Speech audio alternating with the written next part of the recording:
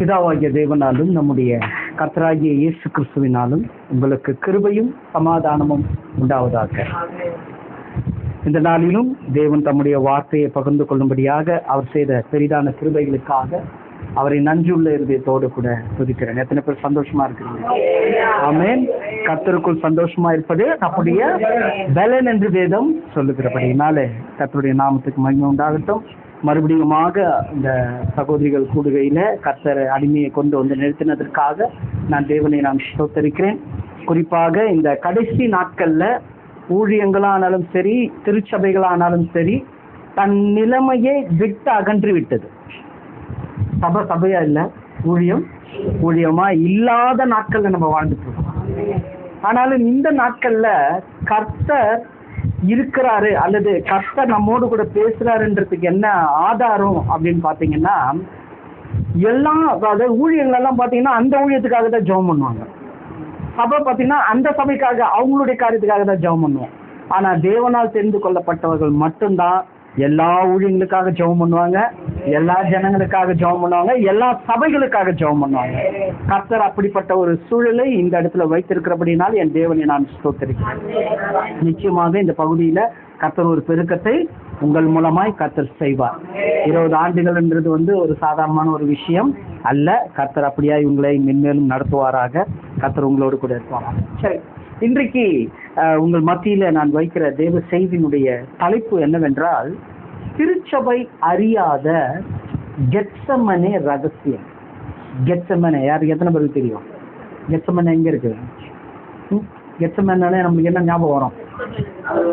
கர்த்தராகிய இயேசு கிறிஸ்து கடைசியாக அவர் மரணிக்கிறதுக்கு முன்னாடி போன ஒரு இடம் தான் இந்த கெத்செமனே. இன்னைக்கு நிறைய விஷயங்களை அந்த கெத்செமனேல தேவன் வைத்திருக்கிறாரு அப்படின்றத நம்ம தெரிஞ்சுக்கணும். கர்த்தர் பாருங்க, பிதாவாகிய தேவன் தம்முடைய குமாரன் மூலமாக மனுக்குலமாகிய நமக்கு கொடுக்கிற மீட்பின் காரியத்தை நிறைய ரகசியத்தை அங்க வச்சிருக்கிறார், அந்த கெத்செமனேல வச்சிருக்கிறார். அது முதல் கட்ட சத்தியத்தை நம்ம கெத்செமனேல பார்க்கலாம். இரண்டாவது கட்ட சத்தியம் எங்கன்னா கல்வாரி மலையில பார்க்கலாம்.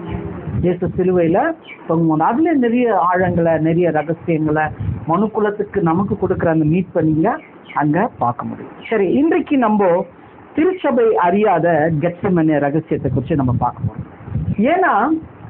ஏன் ரகசியம்னு சொல்றேன்னா, 1 கொரிந்தியர் 2ஆம் அதிகாரம் 7, 8, 9. 1 கொரிந்தியர் 2ஆம் அதிகாரம் 7, 8, 9 வாசிங்க பார்ப்போம்.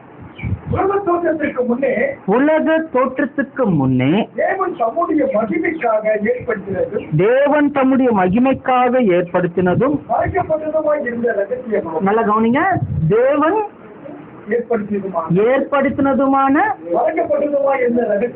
மறைக்கப்பட்டதுமான ரகசியமான தேவ ஞானத்தை பேசுறோம். அதை இப்பிரபஞ்சத்தின் பிரபுக்கள் ஒருவனும் அறியவில்லை. அறிந்திருந்தார்களே ஆனால் மகிமையின் கர்த்தரை சிலுவையில் அறைய மாட்டார்களே. எழுதியிருக்கிறபடி தேவன் தம்மில் நல்ல கவனிங்க, தேவன் தம்மில் அன்பு கூறுகிறவர்களுக்கு ஆயத்தம் பண்ணினவைகளை கண்ணு காணவும் காது கேட்கவும் தோன்றவும் இல்லை. இந்த 3 வசனம் என்ன சொல்லுதுன்னா, தேவன் ரகசியமான தேவன் ஞானத்தை குமாரனுடைய மரணத்துல வச்சார். அப்போ அந்த குமாரனுடைய மரணத்துல, அவருடைய பாடுகள்ல, அவருடைய மரணத்துல தேவன் அவருடைய அனந்த ஞானத்தை என்ன பண்ணிருக்கிறாரு? ரகசியமா வச்சிருக்கிறாரா. அது இப்பிரபஞ்சத்து பிரபுன்னு சொல்லிட்டு சாத்தானை குறித்து சொல்லப்படுது. இப்பிரபஞ்சத்து பிரபுக்கள் அறிந்தார்கள், ஆனால் மகிமையின் கர்த்தரை என்ன பண்ணிருக்க மாட்டாங்களா? சிலுவையில கொண்டு இருக்க மாட்டாங்க. இப்போ இயேசு சிலுவையில அறிஞ்ச எல்லாமே முடிஞ்சிடும்னு சாத்தான் நினைச்சான். இயேசுவை கொண்டுட்டா எல்லாம் முடிஞ்சிடும். ஆனா மரணத்துல, பாடுல தான் நமக்கு ஒரு ஆசீர்வாதத்தை தேவன் வச்சிருக்கிறாரு அப்படின்ற ரகசியம் சாத்தானுக்கு தெரியாது. தெரிஞ்சிருந்தா அவன் என்ன பண்ணிருக்க மாட்டான்? இயேசுவை கொன்னு இருக்க மாட்டான். அப்போ தேவனுக்கும் இயேசுக்கும் மட்டும்தான் தெரியும் இவரை மீட்கும் பொருளா இந்த பூமியில கொடுக்கும்போது அவருடைய ஜனங்கள், அவருடைய மக்களுக்கு ஆசீர்வாதத்தை தேவன் வச்சிருக்கிறார். புரியுதுங்களா? அப்படி அந்த ஒரு மகிமையான காரியத்தை இந்த இயேசு கிறிஸ்துனுடைய பாடு மரணத்தை தியானிக்கிற இந்த நாட்கள்ல, எஸ்பெஷலி இந்த குட் ஃப்ரைடே டைம்லாம் போய் பார்த்தீங்கன்னா 7 வார்த்தையை தான் தியானிப்பாங்க. அது தியானிக்கலாம், அதுக்கு எனக்கு அதை குறித்து நான் தவறாய் சொல்லலை. ஆனா அநேக ரகசியங்கள் வேதத்துல இருக்கு, நிறைய ஆழங்கள் பைபிள்ல இருக்குது. அதை நம்ம பார்க்கணும், அதுதான் ரொம்ப முக்கியமா இருக்குது. ஏன்னா வசனம் சொல்லுது, சத்தியத்தையும் அறிவீர்கள், சத்தியம் உங்களை விடுதலை ஆகும். கேட்டதே கேட்கறதுனால எந்த பிரயோஜனமும் இல்லை. அது நல்லதுதான், நான் அதை தவறா சொல்லல. ஆனாலும் அதை காட்டில மேலான காரியங்களை தேவன் வைத்திருக்கிறார். சரி, இன்னைக்கு இந்த கெத்செமனேல கர்த்தராகிய இயேசு கிறிஸ்து மூலமாய் நடப்பித்த ஒரு 3 விஷயத்தை நம்ம இன்னைக்கு பார்க்க போறோம். ரொம்பலாம் இல்லை, ஒரு 3 விஷயம். அந்த 3 காரியத்திலையும் நமக்கு தேவன் ஒரு மகிமையான காரியத்தை வச்சிருக்கிறார். அங்க நடந்த சம்பவத்துல நமக்கு மகிமையான காரியத்தை தேவன் வச்சிருக்கிறார். உதாரணத்துக்கு சொல்லணும்னா, இயேசுவை இந்த பூமியில கொடுத்து தன்னுடைய ஒரே பேரான குமாரனை பூமியில கொடுத்து அநேக குமாரத்திகளை தேவன் என்ன பண்ணிட்டாரு, தனக்கு சொந்தமா எடுத்துக்கிட்டாரு. அதான் உண்மை, அதுதான் சத்தியம். ஒரு பிள்ளைய கொடுத்து நிறைய பிள்ளைகளை தேவன் என்ன பண்ணிக்கினாரு, அவருக்குன்னு உரிமையாக்கினாரு. அப்போ இயேசு கிறிஸ்துக்கு நடந்த ஒவ்வொரு சம்பவத்திலையும் நமக்கு ஒரு காரியம், நம்முடைய ஆவிக்குரிய ஒரு ரகசியமான காரியம், ஒரு ரகசியமான மகிமையான காரியம் இருக்குதுன்றதை நம்ம தெரிஞ்சுக்கணும். இது திருச்சபை அறியல, அதனால்தான் இன்னும் எல்லாம் போற மாதிரியே போயிட்டு இருக்குது. ஒரு மாற்றம் வரல, மாற்றம்ன்றது வரல. டிசிப்ளினை நம்ம என்னதான் கற்றுக் கொடுத்தாலும் டிசிப்ளின் வரணும். டிசிப்ளின் வரணும்னா அது கேட்ட செய்ய உள்ள இருக்கணும். புரியுதுங்களா? ஏன் இல்லைன்னா நிறைய இடத்துல முற்போக்காகி ஜனங்க என்ன பண்றாங்க, இருக்கிறாங்க, அந்த பிரசன்னத்தை உணரல, அந்த உண்மையை உணரல. அப்போ அது ரொம்ப முக்கியத்துவம் வாய்ந்ததா இருக்குது. கர்த்தர் இந்த நாள்ல நம்மோடு கூட பேசுவாராக. ஒரு 3 காரியம் கெத்செமனேல நடந்த அந்த காரியத்துல திருச்சபை அறியாத ஒரு 3 காரியத்தை நம்ம இன்னைக்கு கர்த்தர் நமக்கு கற்றுக் கொடுக்க போகிறேன். முதலாவது காரியம் லூக்கா 22ஆம் அதிகாரம் 37வது வசனத்தை எடுத்துக்கலாம். லூக்கா 22:37.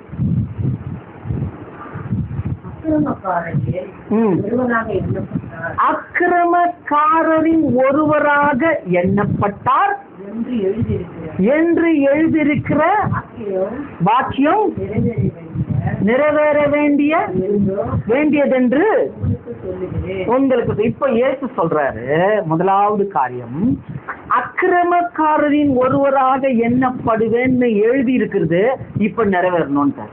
எந்த இடத்துல? கெத்செமனேல நிறைவேறணும். லூக்கா 22ஆம் அதிகாரம் 37வது வசனத்துல இயேசு கிளியரா சொல்றாரு, என்ன குறிச்சு எழுதி இருக்குது. என்ன எழுதி இருக்குதுன்னா, நான் அக்கிரமக்காரரா எண்ணப்படணும் சொல்றதை விட அக்கிரமக்காரரை போல அவர் அங்க மாறணும். ஏன்னா அக்கிரமக்காரரை தான் என்ன பண்ணுவாங்க, வந்து பிடிச்சி கொன்று போடுவாங்க. இப்ப அந்த நிலைப்பாட்டுல இயேசு மாறணுமா அப்படின்னு தேவன் என்ன பண்ணிட்டாரு, பைபிள்ல எழுதி வச்சுட்டார், பழைய ஏற்பாடுல எழுதி வச்சுட்டார். இப்ப இயேசு சொல்றாரு, கெத்செமனேல சொல்றாரு, எப்பா அங்க எழுதி இருக்குதுல்ல, அது இப்ப நிறைவேறணும், அது இப்ப இங்க நிறைவேறணும் அப்படின்னு சொல்றாரு. ஆனா ஒரு கேள்வி நம்ம கேட்டுக்கணும், இயேசு அக்கிரமக்காரரா? நீங்க சொல்லுங்க. இல்ல. பாருங்க, இயேசு இந்த பூமிக்கு வந்து 2000 வருஷத்துக்கு மேல ஆயிடுச்சு.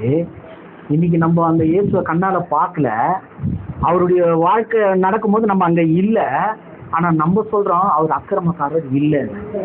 அப்போ எந்த அளவுக்கு அவர் நல்ல பேரை சம்பாதிச்சிருக்கிறார் பாருங்க, எந்த அளவுக்கு அவர் நல்லவரா இருந்திருக்கிறார் பாருங்க, எந்த அளவுக்கு அவர் வல்லவரா இருந்திருக்கிறார் பாருங்க. புரியுதுங்களா? அப்ப நம்ம சாட்சி சொல்றோம் அவர் அக்கிரமக்காரர் இல்ல. அப்ப யார் அக்கிரமக்காரர்? ரோமர் 5ஆம் அதிகாரம் 6வது வசனம் சொல்லுது, வாசிங்க. ரோமர் 5:6.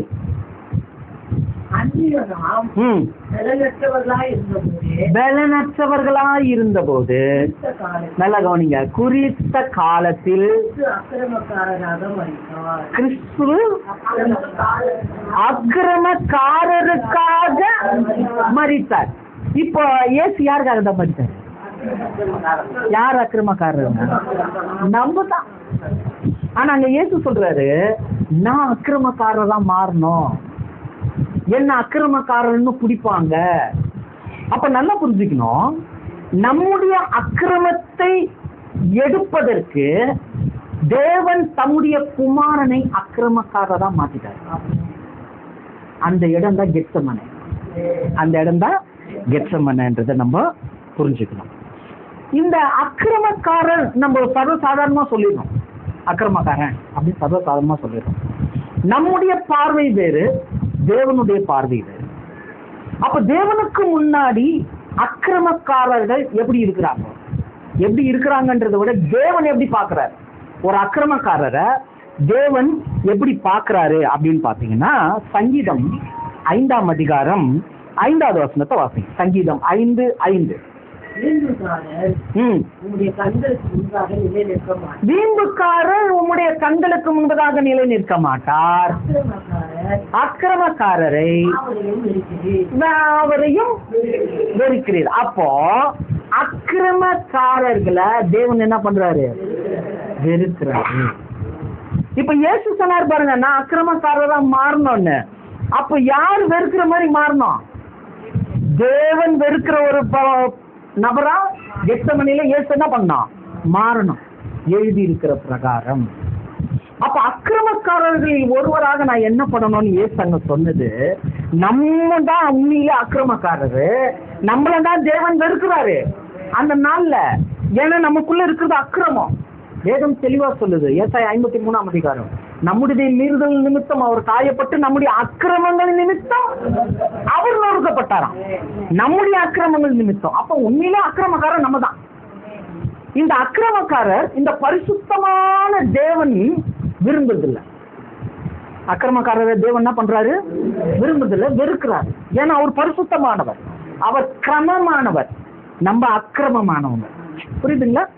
அப்படி இருக்குது. இப்போ தேவன் வெறுக்கிறது மாத்திரமல்ல, இன்னொரு வசனம் சொல்லுது, 2 பேதுரு 2ஆம் அதிகாரம் 9வது வசனம். 2 பேதுரு 2ஆம் அதிகாரம் 9வது வசனத்தை வாசிங்க. கர்த்தர் தேவ பக்தி உள்ளவர்களை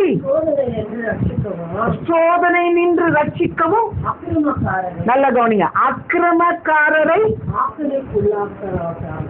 ஆக்கினை. ஆமா, இப்போ இந்த இடத்துல வேதம் சொல்லுது, அக்கிரமக்காரரை தேவன் வெறுக்கிறாருன்னு பார்த்தோம். அக்கிரமக்காரரை ஆக்கினை தீர்ப்புக்கு, நியாய தீர்ப்புக்கு வச்சுட்டாராம். ஆக்கினை கொடுக்கும்படியான நியாய தீர்ப்புக்கு வச்சுட்டாராம். இப்ப கொஞ்சம் கவனிச்சு பாருங்க, உண்மையிலே இந்த லிஸ்ட்ல நம்ம தாங்கிறோம், நம்ம தான் அக்கிரமக்காரர். நியாயமா பார்த்தா தேவன் நம்மளதான் வெறுக்கிறாரு, நம்மள தான் ஆக்கினை கொடுக்கும்படி நியாய தீர்ப்புக்கு வச்சுட்டாரு. ஆனா அந்த இடத்துல நம்ம போக கூடாதுன்னு இயேசு போயிட்டாரு. அக்கிரமக்காரரின் ஒருவராக இயேசு எண்ணப்பட்ட இடம் தான் கெத்செமனே. இன்னைக்கு இந்த சத்தியங்கள் எல்லாம் நம்ம தெரிஞ்சுக்கிறது கிடையாது. சர்வசாதாரணமா அக்கிரமம் பண்ணிட்டு போறாயா, இயேசு சிலுவையில் அப்படி பண்ணாராக்கும், இயேசு இப்படி இருந்தாராக்கும், அந்த தோட்டத்துல இப்படி இருந்தாராக்கும் அப்படின்னு சொல்லிடுறோம். ஆனா தேவன் பாருங்க எவ்வளவு நுணுக்கமா செஞ்சிருக்கிறார் பாருங்க. சின்ன சின்ன விஷயம் நம்ம எல்லாம் நம்ம அக்கிரமத்தை பத்தி கவலைப்படவே மாட்டோம். நீங்க அக்கிரமம் செய்றீங்களான்னா யார் சொல்ற? நானான்னு கேட்போம். நானும் அக்கிரமம் செய்யறேன், என்ன பார்த்தா சொல்ற அப்படின்னு கேட்போம். அதுவே அக்கிரமன்ற. புரியுதுங்களா? புரியுதா? நம்ம அக்கிரமக்காரர், நம்முடைய சிந்தை முழுக்க முழுக்க அக்கிரமம் நிறைஞ்சது. நம்ம தான் தேவனுக்கு விரோதிக்கப்படுவங்க, நம்ம தான் நியாய தீர்ப்புக்குன்னு வைக்கப்பட்டவங்க. ஆனா இயேசு சொல்றாரு, அக்கிரமக்காரரின் ஒருவராக நான் எண்ணப்படணும். அப்ப இயேசு அங்க என்னவா மாறிட்டாரு? அக்கிரமக்காரர். சோ இப்ப இந்த அக்கிரமக்காரன் தேவன் வெறுக்கிறாருன்னு பார்த்தோம். இந்த அக்கிரமக்காரனை தேவன் ஆக்கினை நியாய தீர்ப்புக்கு வச்சுட்டாருன்னு பாக்குறோம். மாத்திரமல்ல, வேதம் சொல்லுது, சங்கீதங்களின் புத்தகம் 101ஆம் அதிகாரம் 8வது வசனம். சங்கீதம் 101:8. அக்கிரமக்காரர் ஒருவரும் எங்க இராதபடிக்கு. கர்த்தருடைய நகரத்தில், கர்த்தருடைய நகரம் எது? பரலோகம். பரலோகத்துல இராதபடிக்கு, வேர் அறுப்புண்டு போக தேசத்துல உள்ள அக்கிரமக்காரங்களை எல்லாரையும் என்ன பண்ணுவாராம்? அவரு சங்கரிப்பாராம். சங்கரிப்பான் பாருங்க. அக்கிரமக்காரன சாதாரணமான விஷயம் கிடையாது. அக்கிரமக்காரரை தேவன் வெறுக்கிறாரு, அக்கிரமக்காரரை நியாய தீர்ப்புக்குன்னு வச்சுட்டாரு. சங்கரிப்பான். அக்கிரமக்காரர் என்ன பண்ணுவாராம்? சங்கரிப்பான். இப்போ இந்த விஷயம் யாருக்கு வரக்கூடாது? உங்களுக்கும் எனக்கும் வரக்கூடாதுன்ட்டு இயேசு கெத்செமனில என்னமா மாறிட்டாரு? அக்கிரமக்காரரா மாறிட்டாரு. இல்லைன்னு வச்சுங்க, நம்ம வாழ்க்கையில ஒவ்வொரு விஷயமும் நமக்கு நடக்கவே நடக்கும். நீங்க என்ன பிளான் போட்டாலும் சரி, என்ன காரியமா இருந்தாலும் ஒரு நன்மையை நம்ம பெற்றுக்கொள்வதற்கு பாத்திரவான்கள் அல்ல அல்ல. ஏன்னா வேதம் அப்படி சொல்றது, அக்கிரமக்காரரு அப்படிப்பட்டவரா இருக்கு. இன்னும் பாத்தீங்கன்னா ரொம்ப ஸ்ட்ராங்கா ஒரு வசனம் இருக்குது. அதை படிக்கும் போது எனக்கு பயம் வந்துச்சு. ஐயோ இவ்வளவு பெரிய காரியமா அப்படின்னு. சங்கீதம் 37ஆம் அதிகாரம் 38வது வசனம். சங்கீதம் 37:38. அக்கிரமக்காரர் எப்படிங்களா? ஏகமாய் அழிக்கப்படுவார், அறுப்புண்டு போவது முடிவு. இந்த ஏகமாய் அழிக்கப்படுவார்கள் என்றது எப்படி அந்த மூல மொழியில எழுதியிருக்கிறாங்கன்னா, உரு தெரியாமல் அழிக்கப்படுவாங்க. என்னவா? உரு தெரியாமல் அழிக்கப்படுவாங்க. அப்ப பாருங்க, இந்த அக்கிரமம்ன்ற ஒரு விஷயம் தேவனுடைய பார்வையில் எப்படி இருக்கு பாருங்க. எப்படி இருக்குது பாருங்க, எவ்வளவு பயங்கரமா இருக்குது பாருங்க. அவர் வெறுக்கிறாரு, அவர் ஆக்கின தீர்ப்புக்குன்னு நியாய தீர்ப்பு வச்சுட்டாரு, அவரை சங்கரிக்கிறாரு, உரு தெரியாம அழிக்கிறாரு. இப்ப கொஞ்சம் நிதானிச்சு பாருங்களேன். இதெல்லாம் யாருக்கு தெரியுமா? நமக்கு. நல்லா புரிஞ்சுங்க. இந்த லிஸ்ட்ல நம்ம தான் நம்பர் 1ல இருக்கிறோம். மனுக்குள்ள தான் நம்பர் 1ல இருக்குது. ஆனா தேவன் தம்முடைய குமாரனை அவர் பிறக்கிறதுக்கு முன்னாடி எழுதி வச்சுட்டாரு. அக்கிரமக்காரரில் ஒருவராக எண்ணப்படுவார் என்று எழுதி இருக்கிற பிரகாரம் இயேசு சொல்றாரு, எப்பா என்ன குறிச்சு எழுதி இருக்குது, அந்த ஆளா நான் மாறணும். அந்த மாறின இடம் தான் கெத்செமனே. கெத்செமனேன்றது ஒரு சாதாரணமான ஒரு விஷயம் கிடையாது. பாருங்க, கர்த்தர் நம்முடைய வாழ்க்கையில எவ்வளவு நன்மையில செஞ்சிருக்கிறார். இன்னைக்கு நம்ம பணம் கொடுத்தா போதும், பொருள் கொடுத்தா போதும், வீடு கொடுத்தா போதும், நல்ல கல்யாணம் ஆகணும், இதான் இப்படிதான் லிட்டரா நம்ம யோசிக்கிறோம். ஆனா ஒன்ன மறந்துட்டோம், நம்ம அக்கிரமக்காரர். நம்மளாம் அக்கிரமக்காரர். இந்த அக்கிரமக்காரரை மீட்பதற்காக இயேசு அக்கிரமக்காரரா மாறி இருக்கிறார். அது எவ்வளவு பெரிய ஒரு கிருபை பாருங்க. தேவனுடைய அன்பு பாருங்க எப்படி இருக்கு. ஆம் பிள்ளைய அக்கிரமக்காரரா மாத்தி உங்களையும் என்னையும் அவருடைய மகனாக மாத்திக்கிட்டாருன்னா அவருடைய அன்பு எவ்வளவு பெரிய அன்பு. அதை நினைக்கூட்டுறதுதான் இந்த நாள். இந்த நாட்கள் என்னன்னா அதுதான்.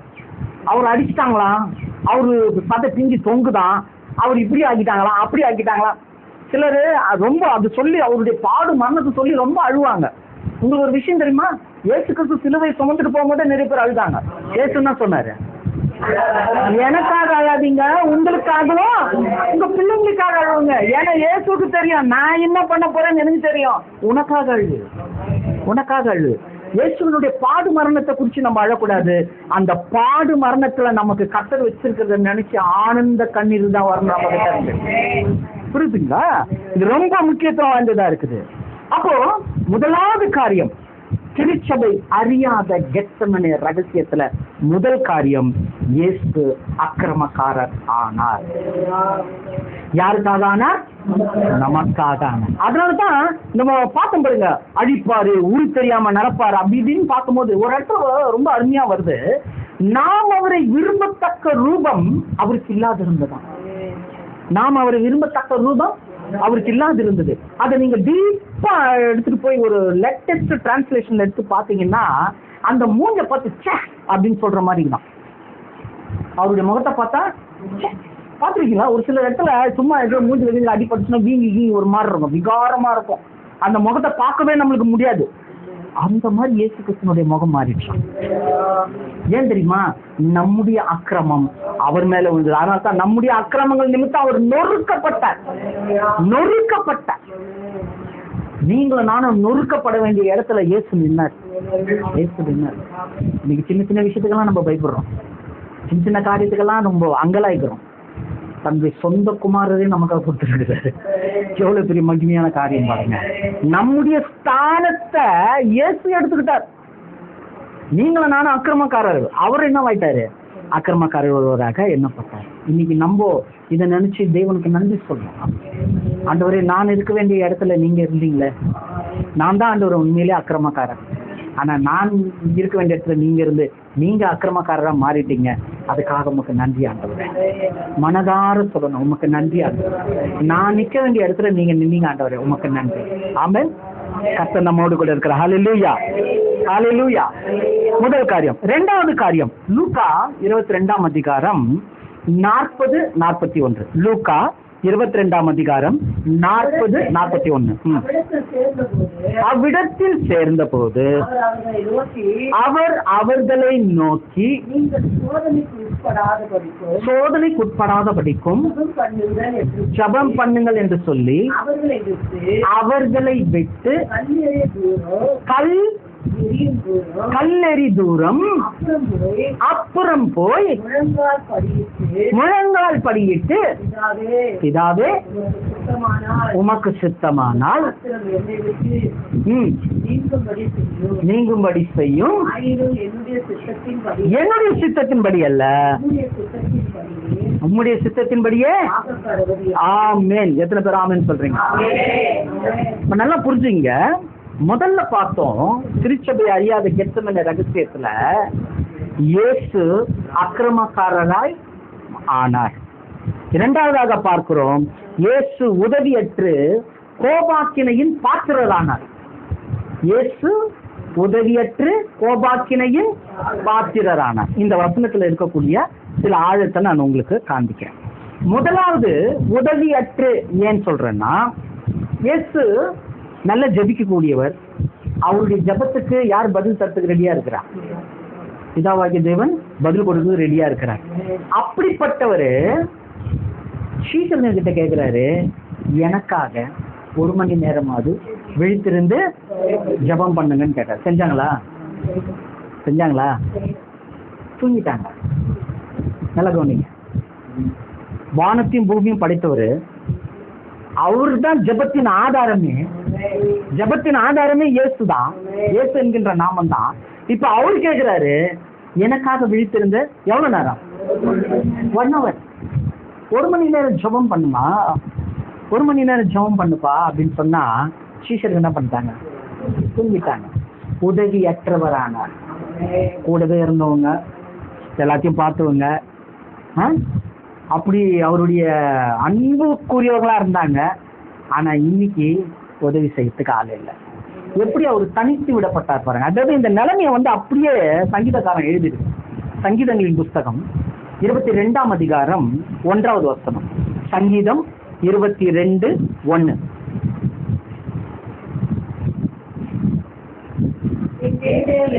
என் தேவனே ஏன் என்னை கைவிட்டீர்? எனக்கு உதவி செய்யாமலும் கதறி சொல்லும் வார்த்தையை கேளாமலும் தூரமாய் நிற்கிறீர். இது அப்படியே விவரிச்சு காட்டுறாங்க. இயேசு கிறிஸ்துக்கு அங்க என்ன நடந்தது முன்னாடி எழுதிட்டார் தாவீது. உதவி செய்யாமலும் என் பேச்சை கேளாமலும் எப்படி நிக்கிறாரா தேவன்? தூரமா நிக்கிறான். இந்த இடத்துல நம்ம கவனிக்க வேண்டிய ஒரு விஷயம் என்னன்னா, உதவி அற்ற நிலைக்கு யார் தள்ளப்பட்டா? இயேசு கிறிஸ்து தள்ளப்பட்டார். ஏன் தள்ளப்பட்டார் தெரியுமா? நமக்கு உதவி செய்யணும். நமக்கு உதவி கிடைக்கணும்ன்றதுக்காக அவர் உதவியற்றவரா அங்க மாறினார். அதனால்தான் அவர் எந்த இடத்துல நின்னாருன்னு அந்த வசனம் சொல்லுது. 41 லூக்கா 22:41 பாத்தீங்க. லூக்கா 22:41.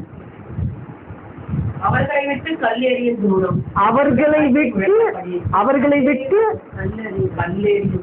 கல்லு நல்லா கரெக்டா படிங்க. கல் எரி தூரம். எரியும்ல, கல் எரி தூரம். இப்போ கேள்வி, அது என்ன கல் எரி தூரம்? சீசன்களை ஒரு இடத்துல வச்சுட்டாரு, அவர் ஒரு இடத்துக்கு போயிருக்கிறாரு. அந்த தூரத்தை தான் அவர் என்ன மென்ஷன் பண்ணியிருக்கிறாரு அங்க, கல்லெறி தூரம்ன்றார். கல்லெறி தூரம்னா என்ன சொல்லுங்களேன்? ஒரு கல்லு தூக்கி வச்சுட்டு அது எங்க போய் விழுதோ அங்க போய் என்ன பண்ணிக்கிறாரு ஆண்டவர்? நின்னாரு. அப்படியா? இது அப்படிதான் இருக்குல்ல? படிச்சா அப்படிதான் இருக்கு. கல்லெறி தூரம் அப்படின்னா கல்ல தூக்கி அடிச்சுட்டு போனாரா? இல்ல. அப்போ அந்த இடத்த நம்ம தெரிஞ்சுக்கணும். ஏன் வேதத்துல அது போட்டிருக்கிறாங்க? கல்லெறி தூரம்னு ஏன் இங்க மென்ஷன் பண்ணி இருக்கிறாங்கன்னா, இப்போ கொஞ்சம் வரலாறு உங்களுக்கு சொல்லித்தரேன், நல்ல கவனிங்க. இயேசு இருந்தது ஒலிவமலை.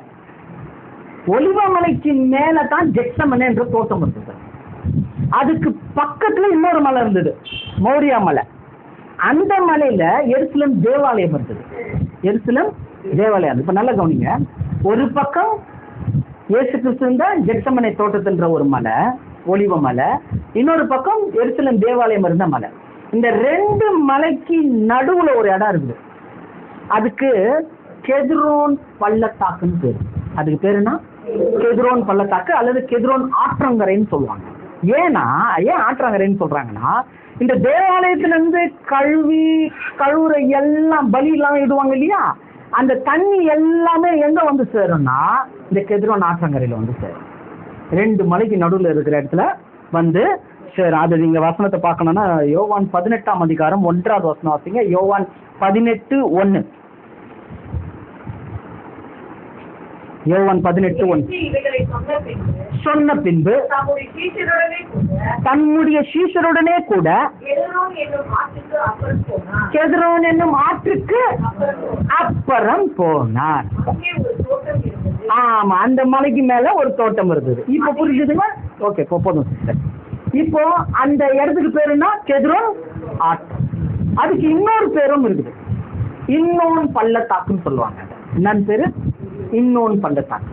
ரெண்டு பேரு, ஒன்னு கெத்ரோன் ஆற்றங்கரை, இன்னொன்னு பள்ளத்தாக்கு. இப்போ இந்த இடத்தினுடைய ஸ்பெஷாலிட்டி என்னன்னா, அந்த இடத்துக்கு கெஹன்னா அப்படின்னு சொல்லுவாங்க. மூல மொழியில கெஹன்னா அப்படின்னு சொல்லுவாங்க. இந்த கெஹன்னா அப்படின்றதுக்கு என்ன அர்த்தம், யூதர்கள் என்ன அர்த்தம் கொடுக்குறாங்கன்னா, தேவன் ஆக்கினை தீர்ப்பு செய்யும் இடமா, தேவன் தண்டிக்கும் இடம், தேவன் தண்டிக்கும் இடம். எப்படின்னு விளக்குறோம் பாருங்க.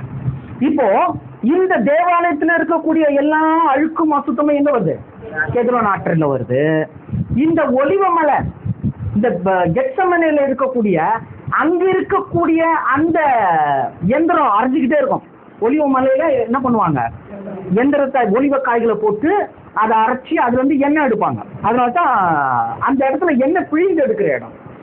இப்போ அந்த எந்திரம் வந்து எனி டைம் ஓடிக்கிட்டே இருக்கும், எனி டைம் ஓடிக்கிட்டே இருக்கும். இப்ப நம்ம ஊர்ல கேஸ் இல்லைன்னு நம்ம ஒரு மாதிரி ஆயிட்டோம் பாத்தீங்களா? கேஸ் இல்லைன்னா நம்மளுக்கு வாழ்வாதாரமே கிடையாது.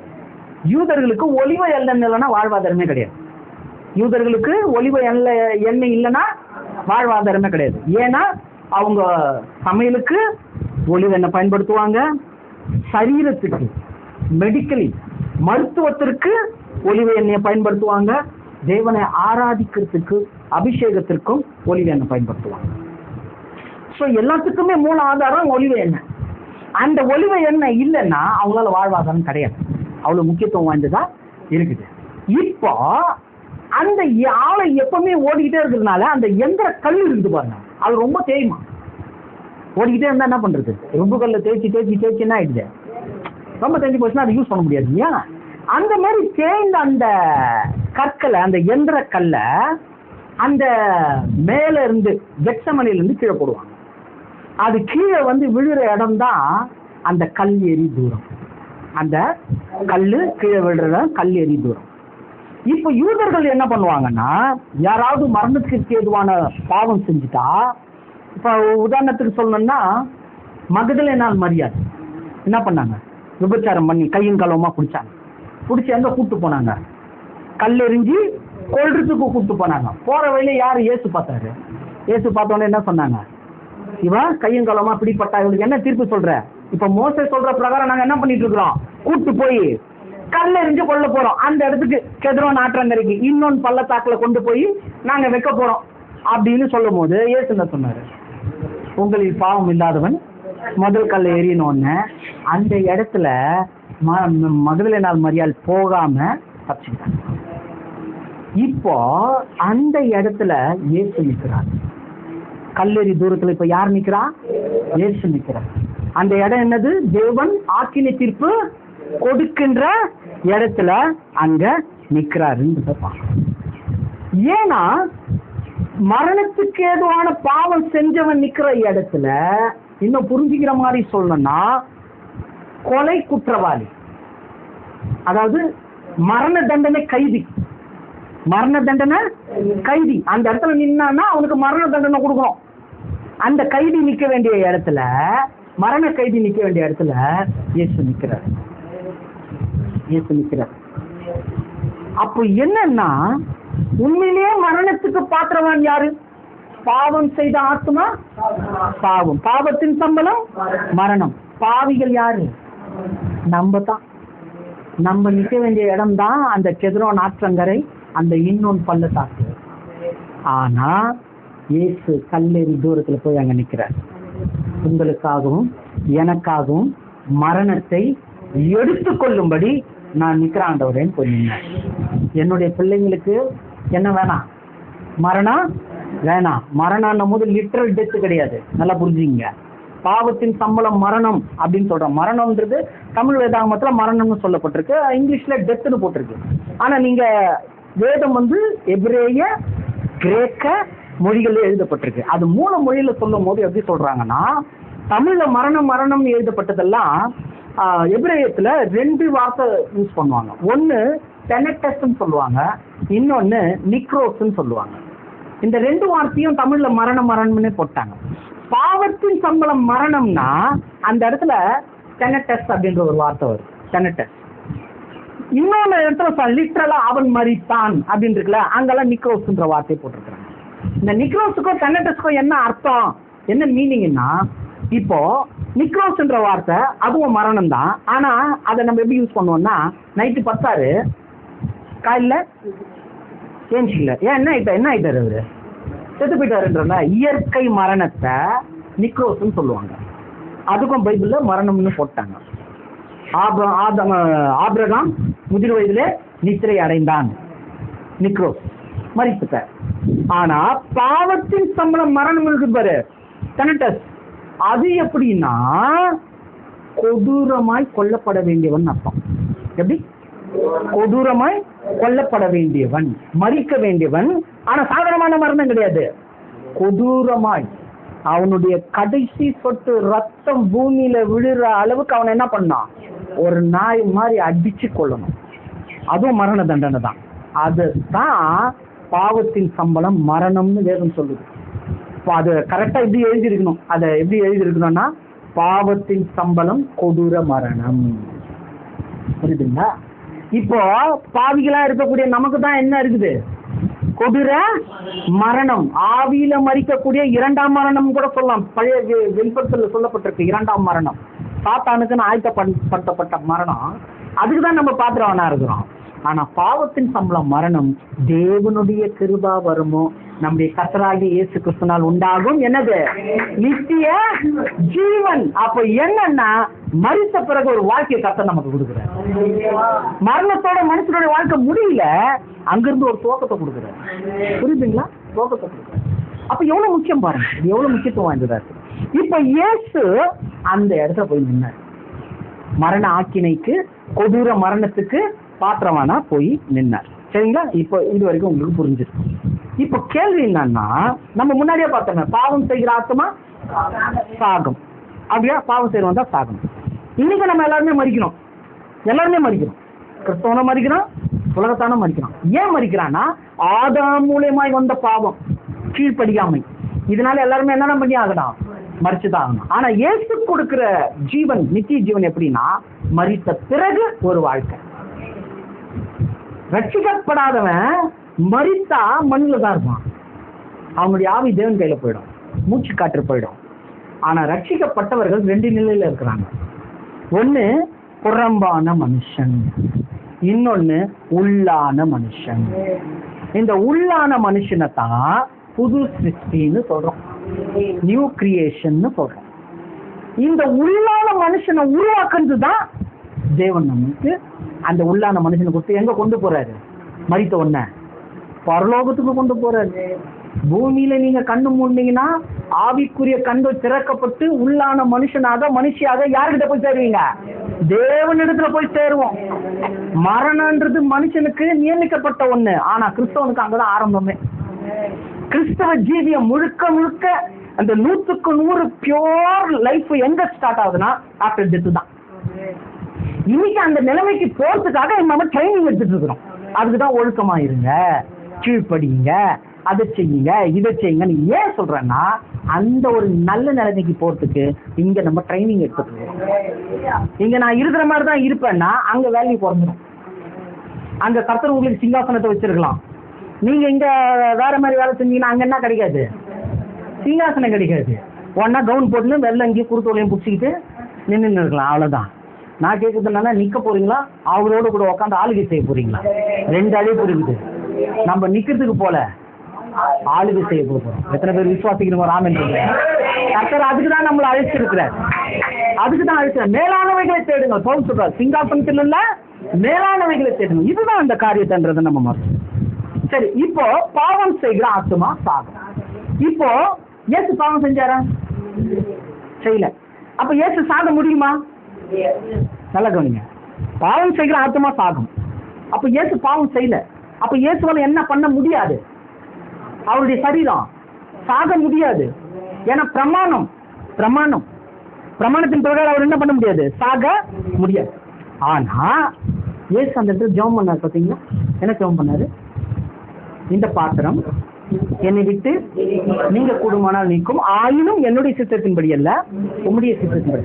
இங்க அங்க அந்த பாத்திரம்னு சொல்லி ஜெபம் பண்றாருல, இதை நீக்கும் ஆண்டவரேன்னு. நிறைய பிரசங்கமார ஜெபம் பண்றதுன்னா ஆண்டவருக்கு கலக்கம் வந்து விட்டது, அவர் திகில் அடிந்தார், அவர் அப்படி ஆனார் இப்படி ஆனார், ரொம்ப பயந்துட்டாரு அப்படின்னு சொல்லி பிரசங்கத்தை நானே கேட்டிருக்கிறேன். உங்களுக்கு தெரியுமா இயேசு எப்படி மரிக்க போறாருன்னு இயேசுக்கே தெரியும். ஏன்னா அவர் தான் வார்த்தை, அவர் வார்த்தையானவர், அவரு தான் எழுதி வச்சாரு எப்படி மறிக்க போறேன். ஏதாவது சீசர்கள் கிட்ட எல்லாம் சொல்றாரு இல்லையா, இன்னும் கொஞ்ச நாள் தான் நான் உங்க கூட இருப்பேன், அதுக்கப்புறம் நான் என்ன பண்ணிடுவேன், உங்களை விட்டு போயிடுவேன். அப்போ புரிஞ்சுக்கணும் இயேசு எப்படி மறிக்க போறாருன்னு இயேசுவுக்கு தெரியும். ஆனா இங்க அவர் ஏன் அந்த வார்த்தையை சொல்றாருன்னா, ஆண்டவரு இது உங்களுடைய பரிசுத்த ஆலயம், இந்த ஆலயம் என்ன ஆகாது, மரணிக்காது, அதனால இந்த பாத்திரம் என்னை விட்டு நீங்கும்படி எனக்கு உதவி செய்யுங்க. புரியுற மாதிரி சொல்லணும்னா, இந்த சாவாமை உள்ள இந்த சரீரம் சாவுக்கு ஏதுவாக மாற்றுங்க ஆண்டவரேன்னு சொல்ல. சாவாமை உள்ள இந்த சரீரம் சாவுக்கு ஏதுவாய் மாற்றுங்க. அதுக்கு என்ன நான் ஒப்பு கொடுக்குறேன்ட்டார், உங்களுடைய சித்தத்துக்கு ஒப்பு கொடுக்குறேன்ட்டார். நடந்தது என்ன தெரியுமா? அவருடைய வேர்வையில என்ன வந்தது, என்ன வந்ததுங்க, ரத்தம் வந்ததுன்னா அப்ப என்ன ஆயிடுச்சுன்னா அவர் வீக் ஆயிட்டாருன்னு அர்த்தம். அவருடைய சரீரத்துல இருந்து வேர்வையில துவாரத்துல இருந்து என்ன வந்துருச்சு, ரத்தம் வந்துருச்சுன்னா தேவன் வந்து சொல்லல, சிம்பாலிக்கா காமிச்சிட்டாரு, எப்பா அவனுடைய சரீரம் மரணத்துக்கு பாத்திரம்னா மாறிடுச்சு. புரியுதுங்களா? அப்போ இயேசு உதவியற்றவராய் கோபாக்கினைக்கு பாத்திரராயிட்டார். இப்ப அவருடைய சரீரம் நெக்ஸ்ட் என்ன பண்ணப்படணும், கொலையப்படணும். முன்னாடி பார்த்தோம் அக்கிரமக்காரர்கள் தேவன் சங்கரிக்கிறான்னு, அந்த நிலைப்பாட்டுல போகணும். இப்போ உண்மையிலே கோபாக்கினைக்கு பாத்திரவான் யாரு? வாசிங்க எபேசியர் 2ஆம் அதிகாரம் 3வது வசனம். எபேசியர் 2:3.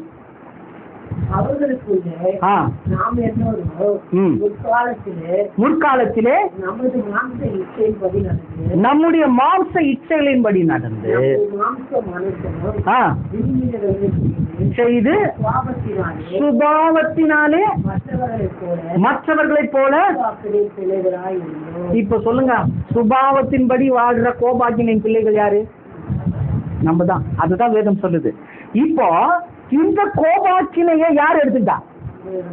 இயேசு கிறிஸ்து எடுத்துக்கிட்டாரு. அதனால்தான் தேவன் கோபாக்கினை கொடுக்கிற அந்த ஸ்தலத்துல என்ன பண்ணாரு, இயேசு போய் நமக்காக போய் அங்க நிக்கிறத பார்க்கிறோம். அதனால்தான் வசனம் சொல்லுது, கொலோசியர் 3ஆம் அதிகாரம் 6வது வசனம். கொலோசியர் 3:6.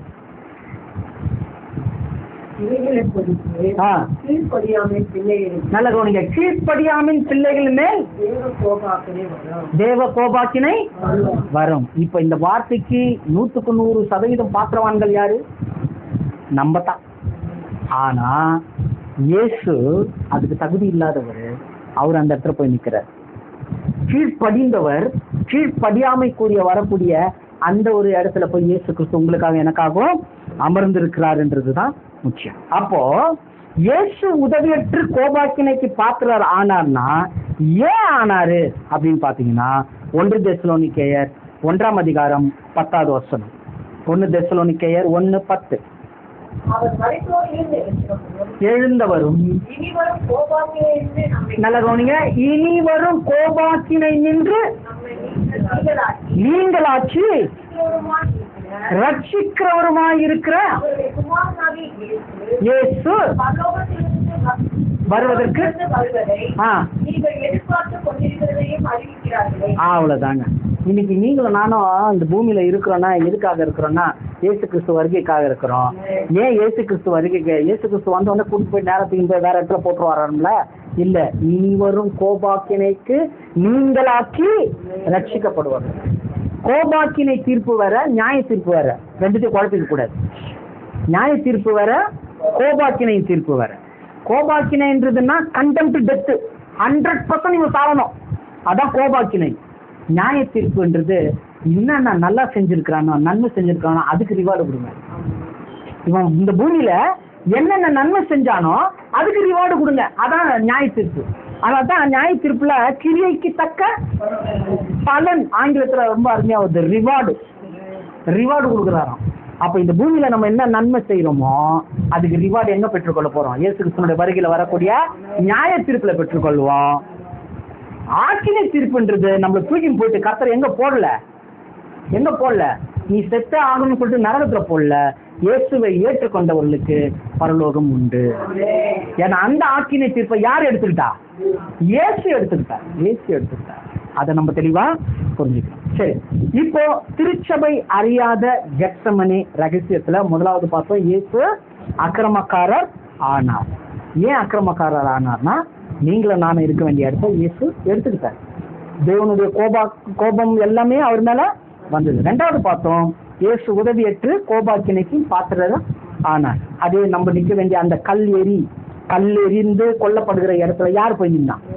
இயேசு போய் நின்னார்னு பார்த்தோம். கடைசியாக லூக்கா 22ஆம் அதிகாரம் 24வது வசனம். லூக்கா 42 சாரி, லூக்கா 22ஆம் அதிகாரம் 42வது வசனம். இதாவே உமக்கு சித்தமானால் நீங்கும்படி செய்யும், என்னுடைய சித்தத்தின்படி அல்ல. ஆமா, இப்போ இந்த இடத்த தான் இப்ப கொஞ்ச நாளுக்கு முன்னாடி நம்ம பார்த்தோம். சாவுக்கேதுவான அவருடைய சாவுக்கேதுவில்லாத அவருடைய சரீரம் என்னவா மாறணும்? சாவுக்கேதுவாய் மாறணும்னா அப்படியே பார்க்கும்போது 1 கொரிந்தியர் 15ஆம் அதிகாரம் 53, 54. 1 கொரிந்தியர் 15ஆம் அதிகாரம் 53, 54. அழிவில்லாததாகிய அழியாமையும் சாவுக்கேதுவாகிய சாவாமையும் தரித்து கொள்ள வேண்டும். அழியாமையும் சாவாமையும் தரித்து கொள்ளும் போது மரணம் ஜெயமாக விழுங்கப்பட்டதென்று எழுதியிருக்கிற நிறைவேறும். அந்த இயேசு எப்படி சாவுக்கு ஏதுவில்லாத அவருடைய சரீரம் சாவுக்கு ஏதுவா மாறிச்சோ, அப்படியே சாவுக்கு ஏதுவான நம்முடைய சரீரம் மரித்த பிறகு என்னவா மாறுதுங்க? சாவுக்கு ஏதுவில்லாத சரீரமா மாறுதுன்னா உயிர் தேர்தல்ல நீங்களும் நானும் வரோம். அததான் சொன்ன நித்திய ஜீவன். மரித்த பிறகு நம்மளுக்கு ஒரு வாழ்க்கை இருக்குதுன்றதை இங்க காண்பிக்கிறது. இப்ப மெயினா பார்க்க வேண்டிய விஷயம் என்னன்னா, அவருடைய வேர்வை என்னவா மாறிச்சான்? ரத்தத்தின், அது அந்த லூக்கா 22:44 மாத்திரம் வாசிக்கிறேங்க. லூக்கா 22:44. வியாகுலப்பட்டு ஊக்கத்தோடு ஜபம் பண்ணினார், வேர்வை. நல்ல கவனிங்க, இயேசு கிறிஸ்துவனுடைய வேர்வை ரத்தத்தின் பெருந்துளிகளா எங்க விழுந்துதான்? தரையில விழுந்துதான். நல்லா கவனிச்சிங்களா? இயேசு கிறிஸ்துவனுடைய வேர்வை ரத்தமா மாறி எங்க விழுந்தது? தரையில விழுந்தது. இப்போ இங்க பார்க்க வேண்டிய ஒரு விஷயம் என்னன்னா, இந்த வியர்வையை நம்ம கொஞ்சம் பார்க்கணும். இயேசு கிறிஸ்துவனுடைய வியர்வை ஏன் ரத்தமா மாறிச்சு? ரத்தமா மாறினது மாத்திரமல்ல, எங்க விழுந்துதான்? தரையில விழுந்துருக்கு. தரையில விழுந்துருக்கு. அது என்னன்னு பாத்தீங்கன்னா வியர்வை அப்படின்னா அது சாபம். என்னது? சாபம். ஆதியாகமம் 3ஆம் அதிகாரம் 17, 18, 19. ஆதியாகமம் 3ஆம் அதிகாரம் 17, 18, 19. ஆதாமை நோக்கி செவி கொடுத்து சுசிக்க வேண்டாம் என்று விளக்கின புசித்தபடியினால் உன் நிமித்தம் பூமி என்ன ஆயிடுமா? சபிக்கப்பட்டிருக்கும். நல்ல கவனிங்க, நீ உயிரோடு இருக்கும் நாளெல்லாம் வருத்தத்தோடு பலனை புசிப்பாய். வாசிங்க. ஆமா, போதும் போதும். இப்போ எதோட புசிப்ப? இல்ல வியர்வை. 19ஆவது வசனம் வாசிங்க.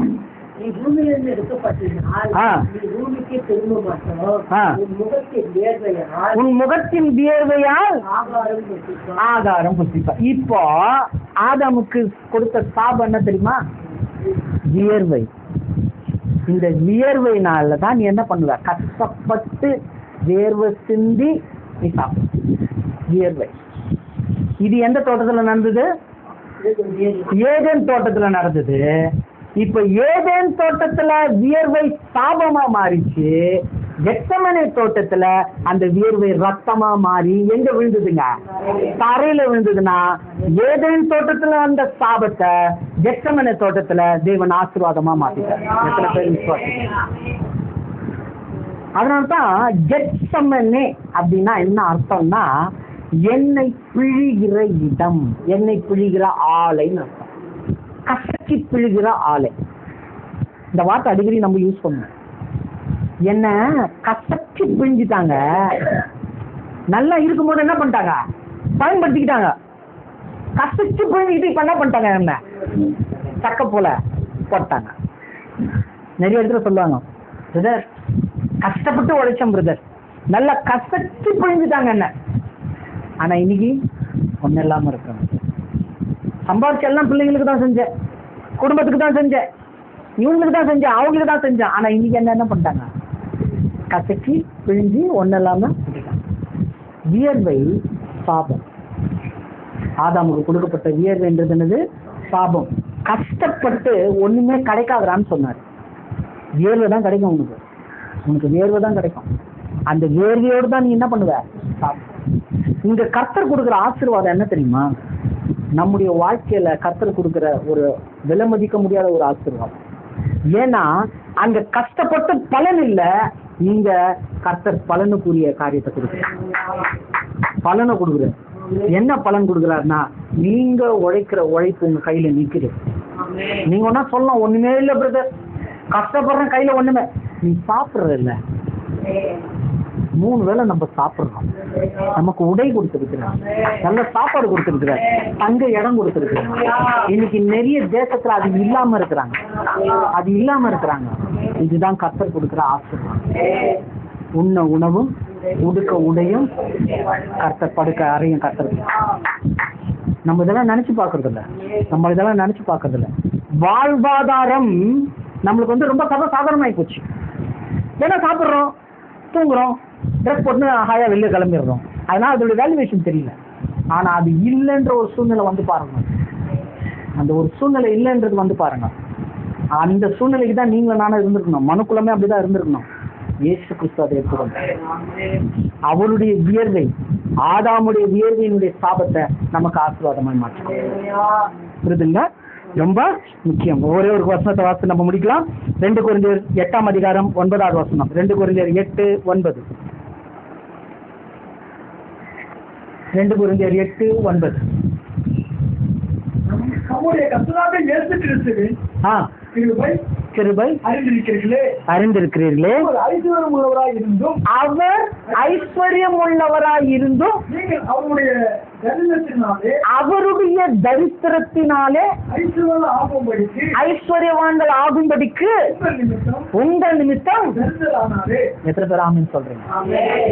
ஏசியே இந்த உலகத்துல தரித்திரதான் சுத்தினாருன்னா ஒரு இடத்துல சொல்றாரு, பறவைகளுக்கோ கூடு உண்டு, நரிகளுக்கோ குழி உண்டு, மனுஷகுமாரனுக்கோ தலை சாய்க்க இடம் இல்லைன்னா அந்த மாதிரி ஒரு சூழ்நிலை வந்திருக்குதா நமக்கு?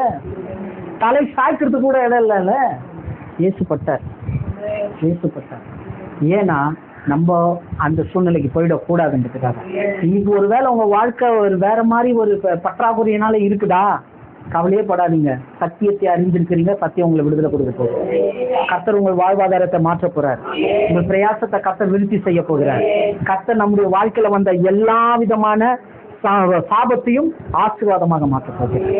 இந்த ஆசீர்வாதம் எப்படிப்பட்டதா இருக்க போகுதுன்னா, வருகிற நாட்கள்ல நம்ம கர்த்தருக்கு சாட்சியா நிற்போம். ஆமென். கர்த்தர் அப்படியா செய்வார். சோ கெத்செமனே தோட்டத்துல நடந்த இந்த காரியம் ஒரு சாதாரணமான ஒரு விஷயம் அல்ல. அவர் அக்கிரமக்காரரானார். அவர் ஆக்கினை தீர்ப்புக்கு பாத்திரரானார். பாத்தீங்களா, ஆக்கினை தீர்ப்புக்கு பாத்திரரானார். அவர் அதே கெத்செமனிலே சாபமானார். ஏன்? நம்ம ஆசீர்வாதமா மாற முடியும். ஆதாம் மூலமாய் வந்த அந்த சாபத்தை இயேசு கிறிஸ்துடைய வியர்மை மூலமாக ஆசீர்வாதமாய் மாற்றி கொடுத்திருக்கிறார். விசுவாசிக்கிறவங்க ஒரு ஆமென் சொல்லுவாங்க. இயேசு கிறிஸ்துனுடைய பாடு மரணம் ஒரு சாதாரணமான ஒரு விஷயம் அல்ல. இதுதான் கெத்செமனில இருந்த அந்த 3 ரகசியம். கண்களை மூடி நம்ம ஜெபிக்கிறோம். கர்த்தர் சமூகத்துல உங்களை நீங்க தாழ்த்தி அர்ப்பணிங்க. ஆண்டவரே, இது வரைக்கும் நான் கடந்து வந்த வாழ்க்கை போதும் ஆண்டவரே. இந்த புதிய நாள்ல இந்த கெத்செமனில நடந்த அந்த சங்கதியில நான் கேட்டிருக்கிறேன். இன்னைக்கு இந்த சத்தியத்தை நான் அறிந்து கொண்டேன். எனக்காக நீ அக்கிரமக்காரரா மாறினீங்க, எனக்காக நீங்க கோபாக்கினைக்குரியவரா மாறினீங்க, எனக்காக நீங்க சாபமா மாறினீங்க. நான் ஆசீர்வாதமா இருக்கும்படி, நான் என் மீது கோபாக்கினை வரக்கூடாது என்பதற்காக, நான் அக்கிரமக்காரனாக எண்ணப்படக்கூடாது என்பதற்காக நீர் எல்லாவற்றையும் எடுத்துக்கொண்டீங்க ஆண்டவரே. எனக்காக எல்லாத்தையும் எடுத்துக்கிட்டீங்க ஆண்டவரே. இந்த வேலை நான் இந்த உலகத்துக்குரிய காரியத்துக்காக நான் அழறேன், இந்த உலகத்துக்குரிய தேவைக்காக நான் புலம்புறேன். இன்னைக்கு என் ஜெபம் மாறட்டும், இன்னைக்கு என்னுடைய அறிக்கை மாறட்டும். எனக்காக எல்லாவற்றையும் செய்த எங்கள் தேவன், சொந்த குமாரன் என்று பாராமல் கொடுத்த தேவன், மற்ற எல்லாவற்றையும் நமக்கு அருளாதிருப்பது எப்படி? அவர் நிச்சயம் கொடுப்பார். அவர் நிச்சயம் கொடுத்து நம்மை ஆசீர்வதிப்பார். அவர் நிச்சயம் நம்மை நிலைநிறுத்துவார். அவர் நம்மை தகுதிப்படுத்துவார். இந்த நிலைப்பாட்டோடு ஒரு கர்த்தர் சமூகத்தில் ஒப்பு கொடுப்போம். நல்ல தகப்பனே, உமக்கு நன்றி ஆண்டவரே. இந்த நல்ல ஆசீர்வதிக்கப்பட்டதான இந்த நல்ல வேலைக்காக உமக்கு நன்றி ஆண்டவரே. இந்த நல்ல சகோதரிகளுடைய கூடுகையில கர்த்தர் இந்த அடிமையை கொண்டு வந்தீங்க, அதுக்காக உமக்கு ஸ்தோத்திரம். அப்பா, இந்த நாள்ல கொடுக்கப்பட்ட வார்த்தை இங்க வந்திருக்கக்கூடிய ஒவ்வொருக்கும் பிரயோஜனம் உள்ளதாக மாற்றும். விசேஷமா இந்த நாட்கள்ல ஆண்டவரே, இவர்கள் கொண்டாடுகிற இந்த 20வது ஆண்டு காரியங்களை நம்முடைய கருத்துல ஒப்பு கொடுக்கிறோம். தேவைகள் அனைக்கும் உண்டு சுவாமி. அவைகள் எல்லாவற்றையும் கிறிஸ்து இயேசுக்குள் மகிமையாய் நீர் நிறைவாக்க போகிறீர், அதற்காக உமக்கு ஸ்தோத்திரம். தொடர்ந்து இங்க வந்திருக்கக்கூடிய ஒவ்வொருத்தருடைய பிரச்சனைகளை, பாரங்களை, போராட்டங்களை, கடன் பிரச்சனைகளை, இல்லாமைகளை, தரித்திரங்களை எல்லாவற்றையும் நீங்க பொறுப்படுத்திக் கொள்ளுங்க. ஒரு செழிப்பை இயேசு கிறிஸ்து நாமத்தினாலே ஒவ்வொருத்தருடைய குடும்பத்துல நாங்கள் கட்டவிழ்க்கும். தொடர்ந்து உங்களுடைய பிரசன்னம் எங்களோடு கூட இருக்கட்டும். பாதுகாத்துக் கொள்ளுங்க, பலப்படுத்துங்க. இந்த நாள்ல வந்திருக்கக்கூடிய ஒவ்வொருவரும் இந்த கருத்துல நாங்கள் அர்ப்பணிக்கிறோம்.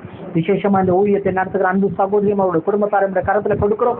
ஆண்டவரே, அவருடைய பிரார்த்தனைக்கேற்ற ஒரு நல்ல ஒரு இடத்தை, நல்ல ஒரு ஸ்தலத்தை கர்த்தர் நீர் சீயோனிலிருந்து சந்திக்கும்படியாய் ஜெபிக்கிறோம். தொடர்ந்து நடக்கிற ஒவ்வொரு கூடுகளிலும் உடைய கரம் வல்லமை, தேவைகள் எல்லாவற்றையும் சந்திங்க.